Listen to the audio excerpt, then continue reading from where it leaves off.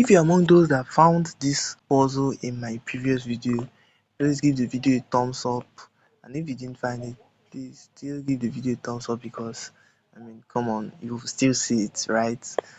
So in this position, the best move was to take, and after you take, you the best move was to take, and black will take back, and you don't capture with the rook, as you capture with the king. And you can see that if black takes with the knight, the bishop is hanging, and if black takes with the bishop, the knight is hanging. So black goes for an intermezzo check with the king, and the best move is not to move up sideways, but the best move is come up with the king, attacking the knight and also attacking the bishop. And here the best move by the Indian is to capture and just give up the knight, and white is winning.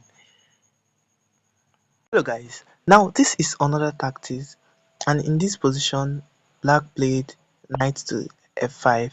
And for those of you wondering why I haven't posted in a long while, I've been not too good concerning my health, but I'm back on my feet to serve you hot content right from the pot. In this position, it is white to play, and if you are white, what do you play in this position? Now, after thinking about this position, I saw that the rook on c3 is undefended, and is standing on the same dark square as the king. So with that, you can capture the knight, giving a check to the king. Now you're opening up this diagonal you get, and obviously white must capture back or is getting mated. And when he captures back, give a check to the king. Notice how the king cannot come to the 6th rank because the rook cuts it off. So he must go to the 8th rank. And it's not to capture this rook, as you have lost the advantage. It's to capture the rook on the 8th rank with a check, and after black captures back, you capture the rook and you are definitely winning. Over to the twist. Now the twist I spoke about in my last video is that starting from this video, there will be a puzzle which I won't give an answer to, but I will just explain what we need to watch out for. Then you solve it and tell me in the comment sections. Now this is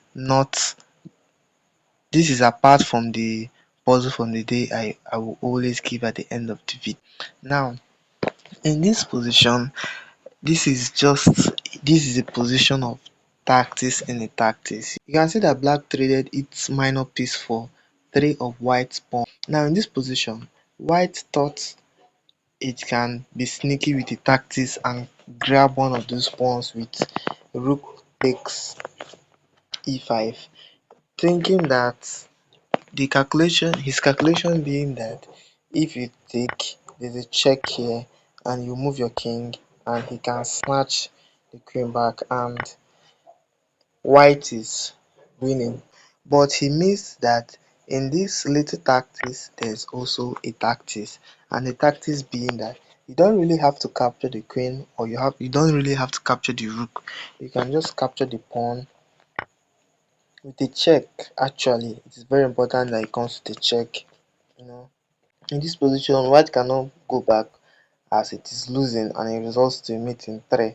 After this, there's this, and it's still a mate regardless of whatever the king does.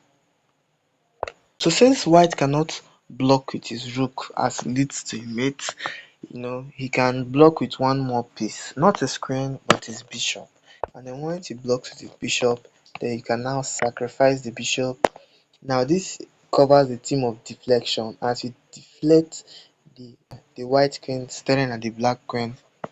At the moment the white king moved, you now give a room for black to capture his white's hanging rook. And believe it or believe it, this position is winning for black, as black has not just one extra pawn but three extra pawns. I know it's scattered, but with good coordination black must win this game. Over to the next puzzle. If knight takes e5, you are hoping that you know the white knight cannot move, because the moment white knight moves there's a checkmate here. But here is a tactics that counters it. And please pause the video to find out. It's really fun. You capture the pawn on h6 with your knight with a check to the king, and the bishop must move.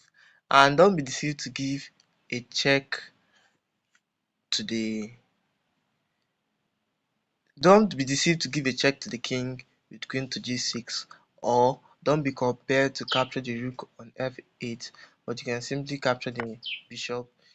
And you can notice that now you have linked the rooks, and you have a strong attack. Okay, this is the puzzle where I won't show the answer. I will just give a guideline on how to solve it. But the solution to the puzzle also will not be shown. In this position, black has an attack, but it's not so easy to you know to construct. After takes, there's takes, and in this position, um, we are meant to find a tactics, and I will just give you one hint. It's actually a sacrifice, but if you are thinking of take this, it works, but it's giving up way too much material. So with that, I think you know the answer. Over to the next puzzle. Now, this will be the last puzzle for the day. So I won't show the answer in this video. The answer will be shown in my next video. Now, for you to find tactics, in tactics in positions, you must watch out for things. Number one is undefended pieces and threats. Threats like capturing undefended pieces and mates. You get. So in this position, I want you to look for things that are not in order, threat of mate and threat of hanging pieces. I guess with this you can solve the puzzle. See you in my next video. Peace out. Please give me a like and a subscription. I've not been really feeling fine, but I'm getting better to serve you hot content. Peace out.